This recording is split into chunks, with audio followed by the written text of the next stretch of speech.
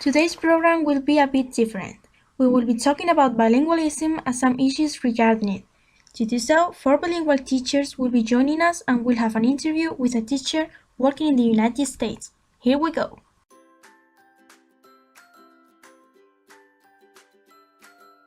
My son knows how to say the colors in both languages, Spanish and English. His teacher is really good. Many parents say this about their children. Most of them believe bilingualism is a matter of vocabulary, of the content of a language. Nevertheless, bilingual teachers have the responsibility not only to teach another language and its culture, but also the contents established in the curriculum in the mother tongue. Unfortunately, this is easier said than done, and that's why bilingual teachers should be well prepared and should know different strategies and methodologies to implement in their classrooms. One of these methodologies is CLEAR, which stands for Content and Language Integrated Learning. This method focuses on the student, being then the one in charge of their learning with the guidance of the educators. We can achieve this by going from the particular to the general things. For example, we start with particular animals, like a lion, until we classify it, a mammal. Also, we can work through projects or doing role plays. It is really important that children participate in an active way through their learning process. They need to act, to experiment, to touch, in order to learn. CLEAR also facilitates teaching. But how can we accomplish this? Well, we have to offer our students different tests, audios, or materials they can use for scaffolding. We need to repeat, simplify, give examples, make gestures, and this will make their learning easier. For instance, in case we want to work phonetics and pronunciation, a good way to start this process is with flashcards.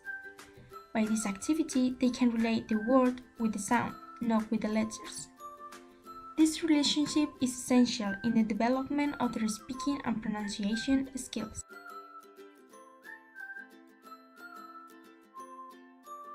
During the bilingual education development, I guess that many of you have had the same question that I had.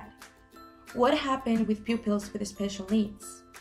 Well, on the one hand, some specialists affirm that bilingualism is a great support for children and it helps them to their cognitive development.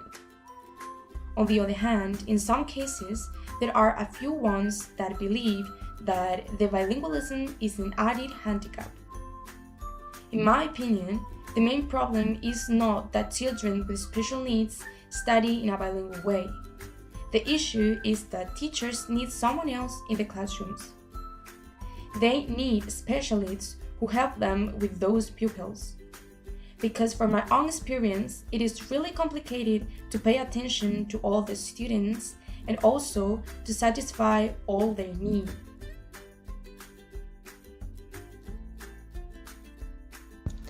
Bilingual project started in some Spanish schools 10 years ago, more or less.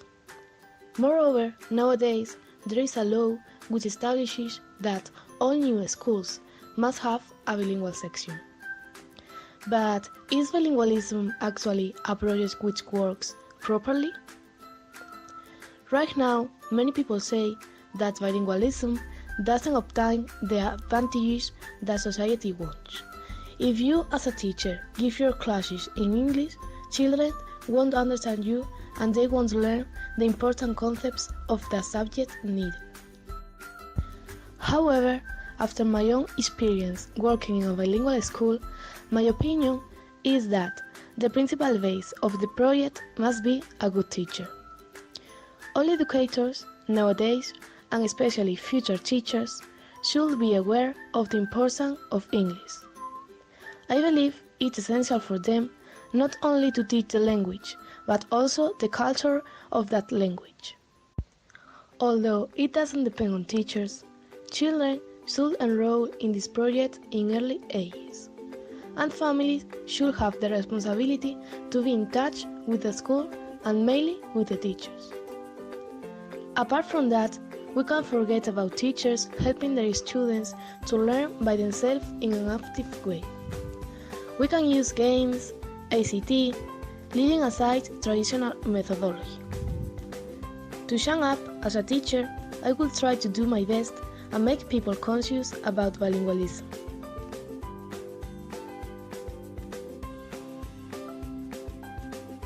Hi, I'm going to share with you my personal experience working at a school that works with bilingual section but without the implementation of clear methodology. What I could observe the first week I worked there was that bilingualism was applied only in a few subjects like arts, PE, and of course English. I have to admit that I wasn't worried at the beginning. Later, I started to compare what my colleagues were telling me about their school and what they were doing there, how good the clear methodology was, the big amount of subjects they taught in English, etc. Because of that, I started to observe how the school was organized, how prepared were the teachers, and I realized that I could divide theoretically the teaching staff in two different parts.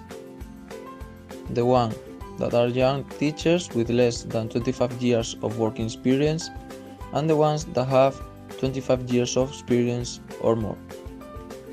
The young teachers were more prepared to teach in English because of their good level, and also some others with more experience, but the more veteran ones were not prepared and they were using the traditional methodology in their classrooms. One example of it is that while the young teachers were teaching maths, for example, using the ABN methodology, the other ones were teaching it with the traditional methodology. So mixing those methods is the worst thing we could do as teachers to the students because they might get confused and they can end without learning either one method or another. Finally, I tried to introduce some English aspects in social science and natural science, but it was impossible because if we don't prepare the pupils with the clear methodology since kindergarten, it's going to be impossible that they could get that base necessary for that level. In conclusion, my personal opinion is that the clear methodology is way better than the bilingual section, and all the schools should have it, should work with it, because it is way better to use the English in all the subjects and not only in 3.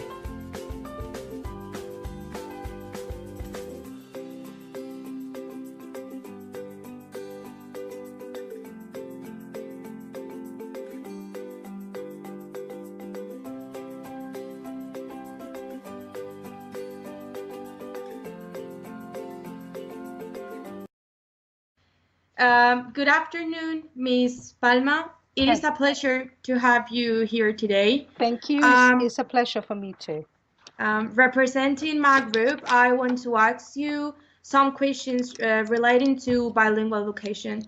So, if you want, go start. What's the difference between preparing a bilingual lesson and a non-bilingual one? You mean the actual teaching in the classroom, right? Yes. Well, in my opinion, there is no difference whether it's a bilingual lesson or a non-bilingual lesson. The same steps have to be taken. First, you need to know very well the students or the pupils that you have in front of you every day. Two, you need to know what they need, what the overall progress of the group as a whole is, and you have to be very well prepared. So whether it's English or Spanish grammar, I think that it's the same. But the bilingual teacher must be very knowledgeable of English, of course, to incorporate that into the lessons, but basically it's the same. Okay, thank you. And what you give any advice to those new bilingual teachers? Well, as a teacher with some years of experience, the only thing that maybe I could tell them is to learn to love their job, to learn to love the kids that each year they will have to teach, to keep up with with knowledge, not to think that once they have left university they've learned all that they had to learn, that life is a never-ending class, and to be enthusiastic about learning and practicing new things in the classroom and outside of the classroom. Okay. To finish with this interview, could you give me your opinion about the bilingual education, or how the teachers have to be or to work in this kind of education? Well, as with everything else, the bilingual teacher or teacher that is destined to work in a bilingual school or bilingual section, the main thing is to have enthusiasm for the profession. I mean, you need to love this, and you need to know that it's a hard kind of work. It's not easy. You have to deal with people. People are, a child is, and people are very sensitive material. They're no things, so you don't know what you are going to expect every day. You have to be very well prepared. I think that we have to be like Finland in that sense, and we have to really encourage the very best to become teachers, and all that the teachers that are really, or the people that finally become teachers are the best. Okay, so thank you so much, and Thanks to you. to answer my questions, and yeah, have a nice day. You too. Thank you very much. It's been a pleasure to talk about this.